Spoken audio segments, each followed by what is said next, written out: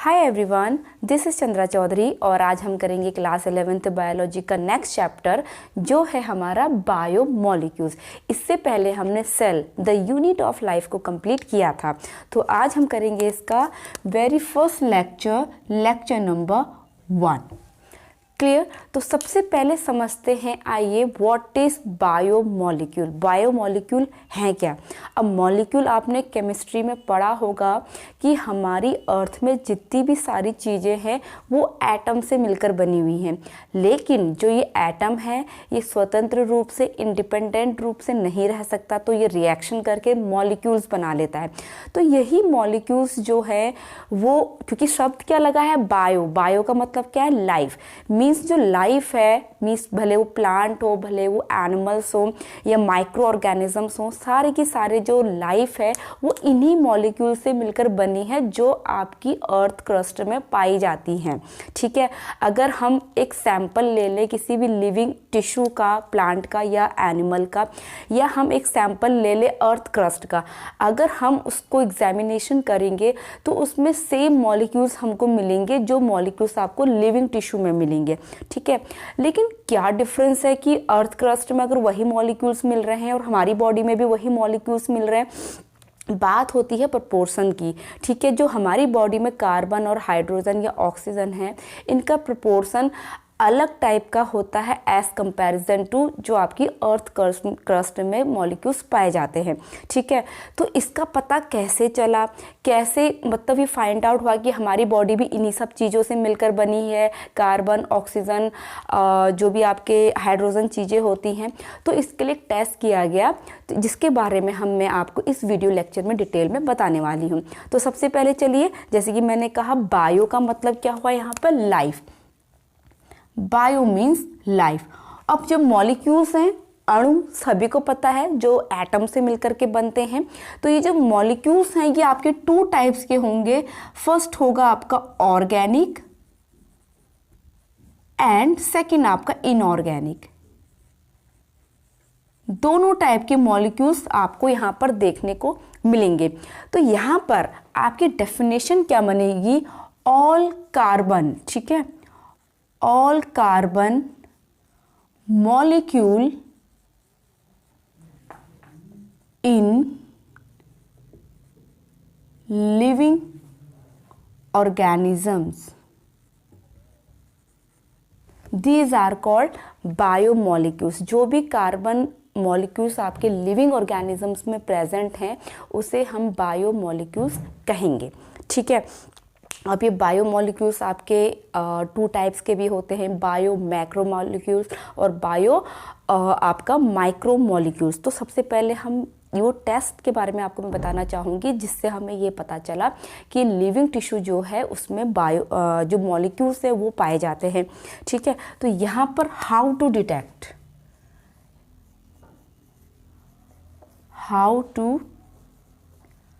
Detect, कैसे ये पता चला। तो देखिए यहाँ पर सबसे पहले अ पीस ऑफ लिवर लिया गया, जो आपकी एनसीईआरटी भी में गिवन है, पीस ऑफ लिवर।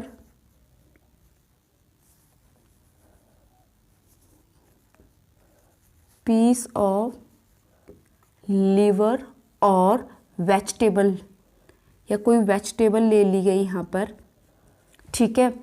देन इसको ग्राइंड किया गया, grind it in trichloro acidic acid में, ट्राइक्लोरो एसिडिक एसिड। इसका नेम क्या है, ट्राइक्लोरो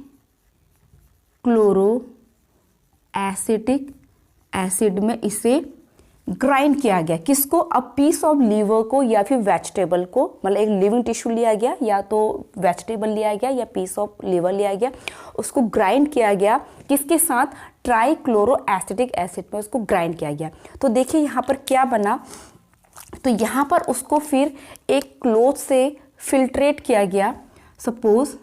तो और यहाँ पर 2 फ्रैक्शंस यहाँ पर बनेंगे। सपोज हमने यहाँ पर एक बीकर लिया, we have taken a beaker and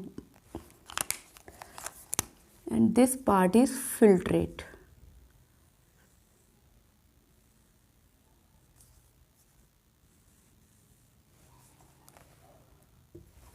Okay, so we have observed two fractions, some organic molecules are here या inorganic molecules and some are here.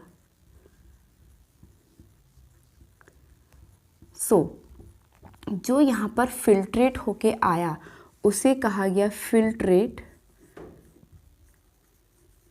And इस वाले पार्ट को कहा गया रिटेंटेट. रिटेंटेट. अगर और हम यहाँ पर साइंटिफिकली टर्म यूज करें तो रिटेंटेट को कहा गया acid insoluble pool, whereas filtrate fraction को कहा गया एसिड सॉल्युबल पूल. क्लियर. तो यहाँ पर पाया गया जो फिल्ट्रेट वाला पार्ट है, यहाँ पर बहुत ज़्यादा आपको बायोमॉलिक्यूल्स देखने को मिलेंगे, जहाँ वेयर एज जो रिटेंटेट वाला पार्ट है यहाँ पर कम देखने को मिलेंगे. एक्चुअली में हुआ क्या कि जो रिटेंटेट वाला पार्ट है जो एसिड में इनसॉल्युबल रहे, कौन से एसिड में, ट्राइक्लोरो एसिड में, तो वहाँ पर जिनका molecular weight more than 1000 Dalton रहा, वो आपके आए एसिड इनसॉल्युबल पूल में, जबकि यहाँ पर 18 to 800 डाल्टन मॉलिक्यूलर वेट जिनका रहा वो आपके फिल्ट्रेट हो गए, मीन्स वो एसिड में सॉल्युबल हो गए. ठीक है. अब वो कौन कौन से हुए, अगर हम उनके नेम यहाँ पर लिखें कि कौन कौन से आपके हुए, तो यहाँ पर आपके like protein, DNA and RNA, polysaccharide, polysaccharides. जबकि फिल्ट्रेट वाले पोर्शन में आपके आ जाएंगे न्यूक्लिक एसिड, न्यूक्लिक, ठीक है, न्यूक्लिक एसिड आपके यही है, अमीनो एसिड एंड आपके मोनोसेकेराइड्स,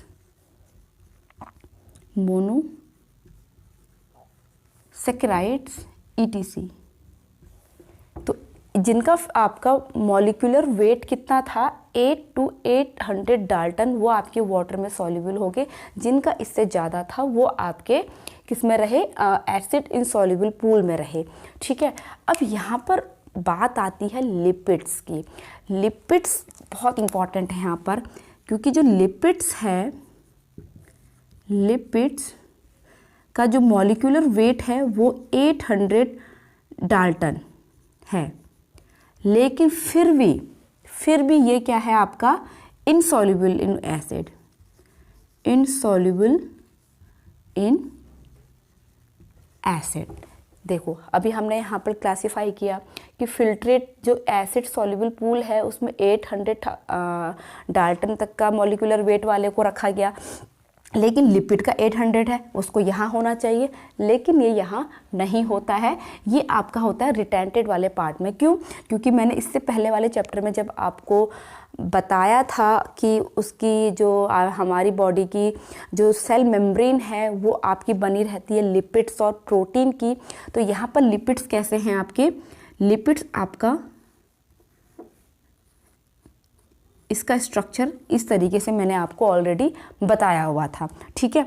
तो इसका मॉलिक्यूलर, इसकी वजह से ये आपके फिल्ट्रेट नहीं हो पाते. तो यहाँ पर हमने देखा बायोमॉलिक्यूल्स के बारे में. बायोमॉलिक्यूल्स ऑर्गेनिक इनऑर्गेनिक हैं. ऑर्गेनिक की बात करें तो यहाँ पर प्रोटीन आ जाएंगे, प्रोटीन, फैट्स, ठीक है, लिपिड्स, इस तरीके के आ जाएंगे. वेयर एज इनऑर्गेनिक में आपका मिनरल एंड आपका वाटर इस टाइप की चीज़ें आपके इनऑर्गेनिक में आ जाएगी। तो यहाँ पर हमने शुरुआत कर दी है बायोमोलिक्यूल्स की। और अगर इसके थोड़ा सा और अगर मैं बताऊँ तो यहाँ पर आपके बायोमोलिक्यूल्स को 2 टाइप्स में कैटेगराइज किया गया है। First one is bio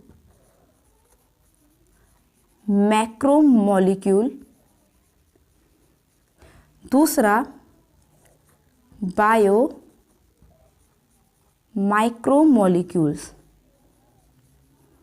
means जिनका जो वेट है वो आपके मोर देन 1000 डाल्टन होगा, वो आपका आ जाएगा किसके अंदर, मैक्रोमोलिक्यूल्स के अंदर, जैसे कि आपके प्रोटीन, डीएनए, आरएनए, पॉलीसेकेराइड्स हैं।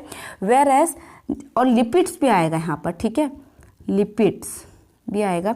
जबकि माइक्रोमोलिक्यूल क्या होगा, 18 to 800 डाल्टन वाले मॉलिक्यूल जो हैं, जैसे कि आपके अमीनो एसिड हैं, न्यूक्लिक एसिड हैं, मोनोसेकेराइड्स हैं, तो ये आपके आ जाएंगे बायो माइक्रो मॉलिक्यूल्स के में, ठीक है। तो यहाँ पर मैंने बायो मॉलिक्यूल्स के बारे में थोड़ा सा इंट्रोडक्शन दिया कि हमारी बॉडी भी इन्हीं सब चीज़ों से मिलकर के बनी है जो आपके अर्थ क्रस्ट में पाए जाते हैं, लेकिन इनका प्रोपोर्शन अलग टाइप का होता है, जिससे हमारी बॉडी थोड़ी अलग है लिविंग सेल्स की, ठीक है। और इनका कैसे इसको डिटेक्ट किया गया, तो मैंने यहाँ पर आपको एक टेस्ट करके दिखाया जो आपकी एनसीईआरटी बुक में गिवन है।